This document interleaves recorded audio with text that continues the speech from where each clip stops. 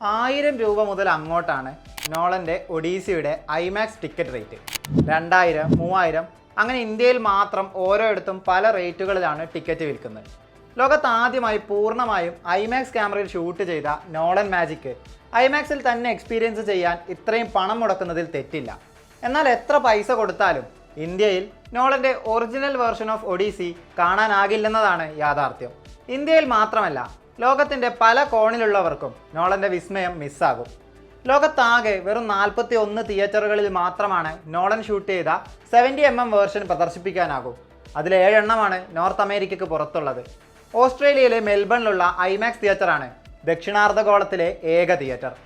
ലോകത്തിലെ തന്നെ ഏറ്റവും വലിയ 1.4321 സ്ക്രീൻ കൂടിയാണ് മെൽബണിലേത്.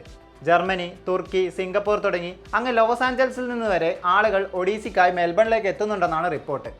സ്ക്രീനുകളിൽ ഫിറ്റ് ചെയ്യാനായി മുകളിലത്തെയും താഴത്തെയും ഫൂട്ടേജുകൾ ക്രോപ്പ് ചെയ്ത വേർഷനാണ് ഇന്ത്യയിലുള്ള 34 ഐമാക്സ് സ്ക്രീനുകളിലും പ്രദർശനത്തിനെത്തുക. സിനിമ പ്രദർശനത്തിനെത്തവേ ഓരോ സിനിമാ പ്രേമിയും നിരാശപ്പെടുത്തുന്ന വാർത്തയാണ് ഈ സ്ക്രീനില്ലായ്മ. എന്നിട്ടും ഓപ്പണിംഗ് ഡേയിൽ 20 കോടിക്ക് അടുത്ത സിനിമ ഇന്ത്യയിൽ നിന്ന് സ്വന്തമാക്കുമെന്നാണ് വിലയിരുത്തലുകൾ. 250 മില്യൺ ബജറ്റിൽ ഒഡീസി എത്തുമ്പോൾ കേൾക്കുന്ന ചില പ്രധാനപ്പെട്ട വാക്കുകളുണ്ട്: Trojan war, Helen of Troy, Achilles. അങ്ങനെ യുദ്ധം ജയിച്ചുള്ള ഒഡീസിയസിൻ്റെ സ്വന്തം രാജ്യത്തേക്കുള്ള ജേണിയാണ് നോളൻ്റെ ഒഡീസി. എന്തിനായിരുന്നു ആ യുദ്ധം? സിനിമയുടെ പ്രിമേസ് എന്താണ്? ആരാണ് ഹെലൻ? ലോകത്തെ ഏറ്റവും സുന്ദരിയായ സ്ത്രീ, ഗ്രീക്ക് ദൈവമായ സിയൂസിൻ്റെ മകളായ ഹെലനെ സ്പാർട്ടയിലെ രാജാവായ മെനലയസ് വിവാഹം ചെയ്യുന്നു. അങ്ങനെ ഹെലൻ ഓഫ് സ്പാർട്ടയാകുന്നു.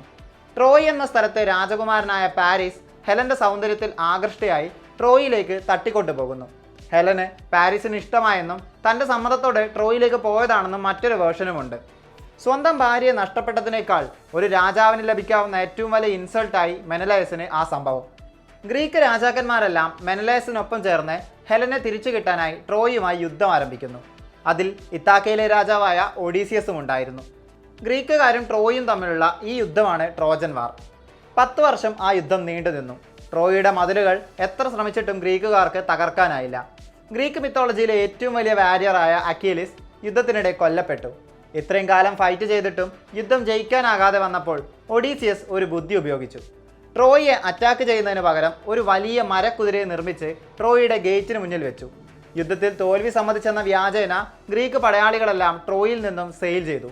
വിജയം തങ്ങൾക്കൊപ്പമാണെന്ന് വിചാരിച്ച ട്രോജൻസ് ആ മരക്കുതിരയെ, ട്രോജൻ ഹോഴ്സിനെ, സിറ്റിക്കുള്ളിലേക്ക് കൊണ്ടുപോയി തങ്ങളുടെ വിജയം ആഘോഷിച്ചു. അന്ന് രാത്രി ആ മരക്കുതിരയ്ക്കകത്ത് ഒളിച്ചിരുന്ന ഗ്രീക്ക് സൈനികർ പുറത്തു ചാടി അകത്തു നിന്നും ട്രോയിയുടെ ഗേറ്റ് തുറന്നു. മറ്റ് ഗ്രീക്ക് പടയാളികൾ സിറ്റിക്ക് അകത്തേക്ക് പ്രവേശിച്ചു. അങ്ങനെ ട്രോയ് വീണു. യുദ്ധത്തിൽ ഗ്രീക്കുകാർ ജയിച്ചു. ഹെലൻ മെലനേസിനൊപ്പം സ്പാർട്ടയിലേക്ക് തിരിച്ചുപോയി. ഇവിടെ നിന്നാണ് നോളൻ്റെ കഥ തുടങ്ങുന്നത്. യുദ്ധത്തിന് ശേഷം തൻ്റെ നാട്ടിലേക്ക് ഇത്താക്കയിലേക്കുള്ള ഒഡീസിയസിൻ്റെ വർഷങ്ങൾ നീണ്ട ജേണി. ആ യാത്രക്കിടെ അയാൾ നേരിടുന്ന പ്രതിസന്ധികളും പ്രശ്നങ്ങളുമാണ് സിനിമയിലുള്ളത്. ആഴ്ചകൾ മാത്രമുള്ള ജേണി 10 വർഷമാകുന്നു. ആ സമയത്ത് ഇത്താക്കയിൽ തൻ്റെ മകനും ഭാര്യയും വേറെ ചില പ്രശ്നങ്ങളും നേരിടുന്നു. അങ്ങനെ ഒഡീസിയസിൻ്റെ അഡ്വഞ്ചേഴ്സാണ് നോളൻ ബ്രഹ്മാണ്ഡ സ്കെയിലിൽ ഒരുക്കി വെച്ചിരിക്കുന്നത്. ജൂലൈ 17-ന് സിനിമ ഇന്ത്യയിലെത്തും. ഒറിജിനൽ 70mm വേർഷൻ കാണാനാകില്ലെങ്കിലും ഐമാക്സ് തന്നെയാണ് ഇന്ത്യൻ ഫാൻസിന് ദ ബെസ്റ്റ് ചോയ്സ്. നോളൻ ഒരുക്കിയ എപ്പിക് ബിഗ് സ്ക്രീനിൽ വിസ്മയമാകട്ടെ, നിരാശപ്പെടുത്താതിരിക്കട്ടെ.